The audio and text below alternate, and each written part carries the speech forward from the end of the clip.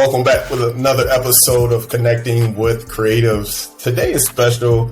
As I was talking to my guest that I'll announce, that it's like one in a lifetime, or one in a generation type of talents that, you have. And it could be sports, it could be business, it could be, you name it. But my next guest, Mr. Landon Cooper, man, is amazing and has done amazing things. And I just want to shed some light on him and how he's gotten to this point and what are some actionable steps that people are coming behind him are trying to do. So, Landon, thank you for coming on. Yeah, thank you for having me, Jay. I appreciate that. That's a super kind intro. Just great to be here. Absolutely. So we're going to start from the beginning. How was early childhood like for you? It was interesting. So I came from a military family where I had to move a lot. Basically, I was born in Florida, and then I moved up and down the East Coast from like the entirety of my childhood. Eventually, I got more permanent residence in Virginia. So that's been the place that I would probably consider my hometown. Yeah, I've been creative kind of my entire life. Drawing was basically that thing. I was just drawing any chance I could get. Yeah. So you knew early on that, you were in love with drawing, and was it specific things that your parents did to enhance your skills, or did they just let you draw? A little bit of both. I don't think that they were trying to directively do anything to push my skills, but they were supportive in it. They would, buy me a Wacom tablet or get me, Prisma colored pencils, which were very expensive and, things like that. I was never told you need to go do this other thing, which was just amazing, and I'm very grateful for that. Now being a military kid, I'm assuming you guys moved a lot, right? So how were you able to socialize and then kind of do some of the things that you loved, right? And did you play sports too as well? Yeah, I've been an athlete my entire life. I grew up doing a little bit of soccer and then went into baseball. And baseball was the thing where, at that time I lived in Rhode Island. It was a small community in a small state, and a lot of people knew each other. So there was that local element. And honestly, I found a lot of people, a lot of other kids in school who were also into the drawing thing and creative. And I did a lot of after school programs. So if I wasn't doing sports, I was doing after school programs. I was drawing with my friends and we were just cutting up. And it was a great place to kind of come up at that time. So I really loved my time in Rhode Island. Nice. So were you competing for, do you have siblings? Yeah, I have one sibling. Okay. Now, how was that like? What did your parents do a good job of kind of showing you guys each attention and encouraging certain things like after school, art, sports, things of that nature? I think so. I think, it's interesting when you grow up kind of in a military type family because other military people kind of stick together in community. So there'd be moments where if you live in military housing like I did, you would know all other military kids, and it could be from different branches. I had friends with parents in the Coast Guard or the Army and so on. But with my sister, she actually would play violin. So it was just kind of they let us chart our own course, and there was never don't do this, do that. It was healthy. It wasn't anything bad, So we just, I think, naturally gravitated towards being creative, and then we were just supported in that from that moment on. That's awesome.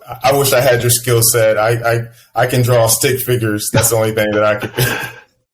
But my brother, my brother was the artist. So, Landon, how did you know that you had a gift? What was a clear sign okay, Landon should probably go this direction? And then at that certain point, did your parents kind of guide you towards certain art classes or anything of that nature? Yeah, so there's an interesting part to this story. So as I mentioned, I grew up in a military family, but there was actually a point where I'm also a child of divorce. So there was kind of a transition into having a stepfather-like role model kind of step into the mix here. And that person's been very important to me as well in my journey and kind of empowering me creatively. So I think around the time it was probably high school where I had gotten into kind of this online community on YouTube. I started creating creating content. Nothing too great. I would just do kind of like speed art videos in Photoshop, and I would make kind of like phones and interfaces and things like that. And it wasn't till that where I was like, there's something happening here. Maybe I should see if I could do that at the college level. And no one in my family had gone to a 4-year university, so it was new for us as a whole. And I just looked at local Virginia colleges and I was like, is this graphic design thing like a tangible career path? And from that point, the minute that I saw it was, I never once looked at myself and said I couldn't. So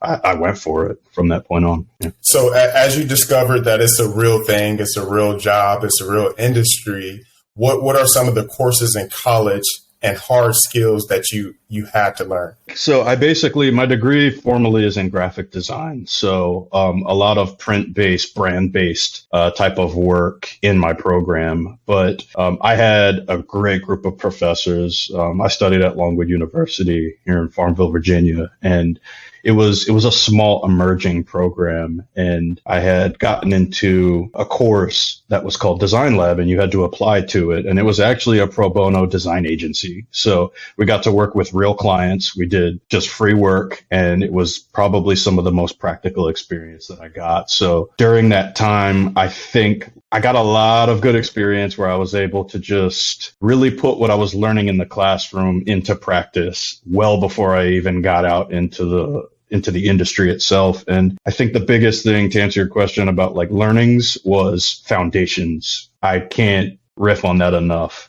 I learned really, really good foundations of design as a whole, and that's been able to kind of trickle down into what I do to this day. Okay, so this is a two-part question. What are some of the technical tools that you use? And also, to piggyback on your experiences, would you say that having that tangible real-world experiences kind of catapulted you in front of your peers, right, that are maybe at a different university, that didn't get that experience? Would you say that like made you ready for the real world? Let's see. So, I mean, with the first part, when you say tangible tools, do you mean what I currently use today to like do my job, or? Yeah. So, I mean, today I'm doing, oh my gosh, they're rapidly changing, as you know. So there's a million different things. I like to just use whatever I can that can help me create what the vision is in my head. So a few years ago, I got into 3D. So I have a separate computer that I built that I use for that and kind of work and maintain the standard MacBook Pro as well, just for a lot of flat design. I'm obviously in digital and kind of product now. So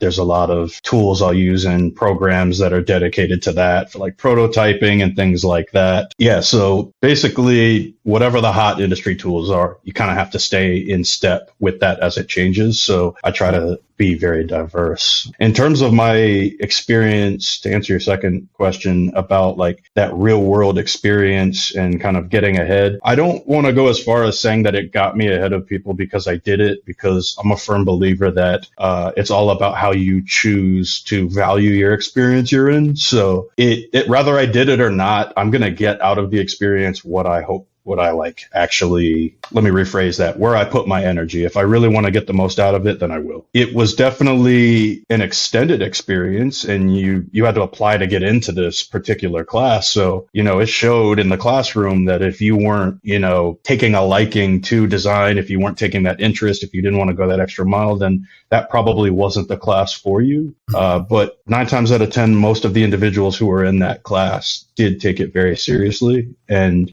it went to show. And we eventually, we had a design show in a gallery kind of at one point in the year, and it was a real special moment. So I will say that it has been beneficial and helpful to my career, but putting me ahead of others, I wouldn't go as far as that. Yeah. Okay. On your journey at this point, do you have a mentor that you could reach out to? Do you have several mentors? How do you continue to grow professionally with mentorship? Oh my gosh, yeah. Mentorship was a tough thing at the beginning of my career, because when I moved back to Virginia Beach, I didn't have really a wide net of people I knew who did design. So at that point, I got involved in organizations and stuff. And over time, I was able to grow and meet more people, and it's been tremendously helpful. But Yeah, oh my gosh, I attribute a lot to mentors and my general network that I have because they've just been amazing. And more tangibly, I've got people who I consider, good and close friends who also do what I do, and I could easily consider them mentors. I got a friend Josh, got a friend Matt. These guys who I used to work with in the past, and they're phenomenal, and they've got years of experience beyond me. And it's just great to even, have those people near you, because I learned what it was like when you didn't. And when you finally do have those people who are, not only giving you their friendship, but also giving you they're allowing you to peep game, and they're letting you see, how the industry is and how to learn and how to try things and what they've gone through. And it's been amazing. So yeah, I definitely have a good grouping of mentors kind of in vicinity. I think that's the cheat code, Landon. That's the cheat code of, Yeah. is having a network of mentors, people in the same industry. So I don't want to keep you too long, but I do have a question, not a question, but rather let's give you your flowers, right? And, I really don't want to touch specifically about the things you've done in the past. But if you guys are listening on Apple, Spotify, or watching on YouTube, look this guy up, and then you guys will see the caliber of art that he displays, and from his portfolio, from the stuff that he's accomplished. And it's like I said before we started recording, I was just like, wow, I'm fairly new to the industry, but I can, when you see talent, right? So I just wanted to give you your flowers now while you can receive them. And just let the audience know, and let me know, what is your biggest motivation to keep on going, to keep on giving excellence? Wow, that's a great question. First off, thank you. I'm just honestly a dude just trying to fight the good fight and just try to enjoy the work that I'm doing. I'm no better than the next person. I'm just trying to create from a genuine spot and see myself grow every day. But on that point, what encourages me and motivates me to be my best level of self, to be completely honest, I think it's my upbringing and my background. I don't come from any level of means. I don't come from people who have been highly educated before me academically. I don't come from any level of that type of stuff. And there have been definite life struggles and family hardships. And I think that is a motivator. Is I am blessed enough to have something that I'm good at and I have the opportunity to be great at and that I enjoy. While I have this short moment here on earth to really do that, I want to give it the best of my ability, and I really want to see what it can do and how it can provide for not only me, but a future family and people around me. And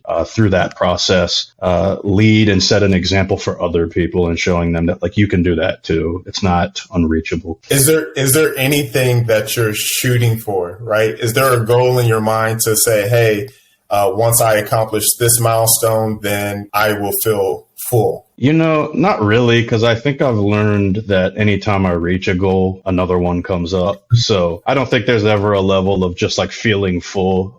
And I think a lot of creatives can probably agree with that, is that you make a great project, then you look at it, a year or two later and you're like, I could do better. So not exactly a goal. I think a future goal for me is just to get to a moment where I can be in leadership. I think I'd just like to pay it forward and sometimes maybe be the manager that you never had, or even take the good things that you did get and share that and pay it forward with other people. Essentially to leave the industry in a better spot than you found it. So, yeah. So once you reach that milestone, because you will be in a leadership role soon, just given, your skill set and your experience. Now, I hope so. We'll see.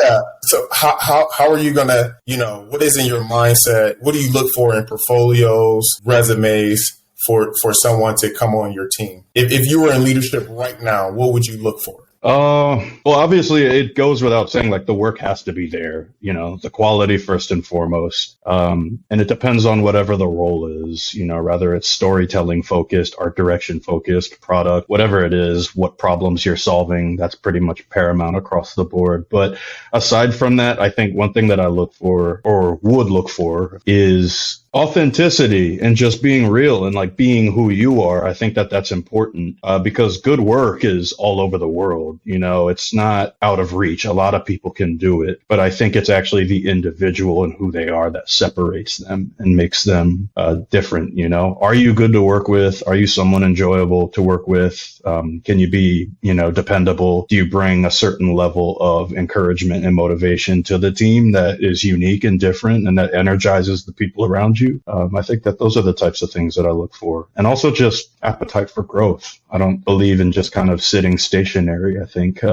whatever that next level is, go for it. Like, why not? Absolutely. Absolutely. Now, before I let you go, is there anything that you're or any projects that you're collaborating on, like on a personal level, that you wanted to highlight that we can look for in the future? And the second question is, how are you giving back? Is there something that people that are coming up after you in the space, they can like reach out to you, or, you know, a community that you're involved with? Yeah, so it's funny. I used to do a lot of different side projects, and since I've kind of admittedly just been a little bit siloed, just working on the craft again. I have moments where I kind of just retreat for a moment and just kind of focus on some of the details of my work. So I'd say a big current thing I've been doing has been 3D and the digital art side of that. And it's something that I've always just been able to tangibly bring into design in some way or another. It's kind of multifaceted. So my portfolio is a good place to check for that. I'm always kind of updating and adding different things that I'm just experimenting with and exploring. And the last bit of your question about like, is there anything I'm leaving behind or anything like that?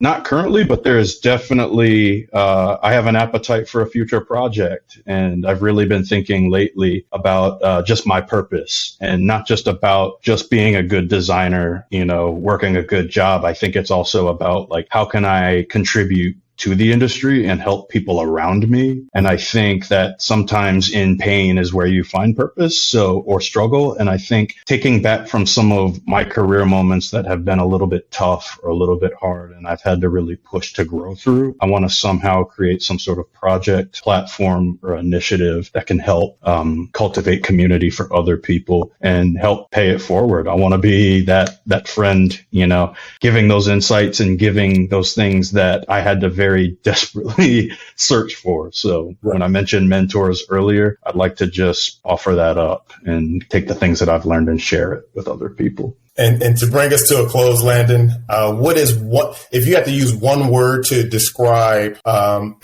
your mindset, what would it be? I'd say resilient. That's my mindset. There's a lot of ups and downs, not even just in the creative industry, but just life in general. So I try to be resilient. I could get knocked down a million times, but I always try to get up at the end of the day. I don't like to just back into a corner. So no matter the fight, no matter the difficulty, I try to just always push on. You'll see that working with me, or seeing my work, or just hearing a little bit about my journey thus far. So yeah. Love it. Thank you, Landon, for coming on the show. This is episode number 4. Oh man, not by far, because my first 3 episodes were amazing. Through, this podcast, it's just, I'm growing too, right? Connecting with creatives was designed to literally do this and shed light on the creative industry. Again, thank you, Landon, for coming on. Make sure you guys like, subscribe, comment below, and reach out to Landon. He's open. He opened the doors to me. Yes, of course. Peace.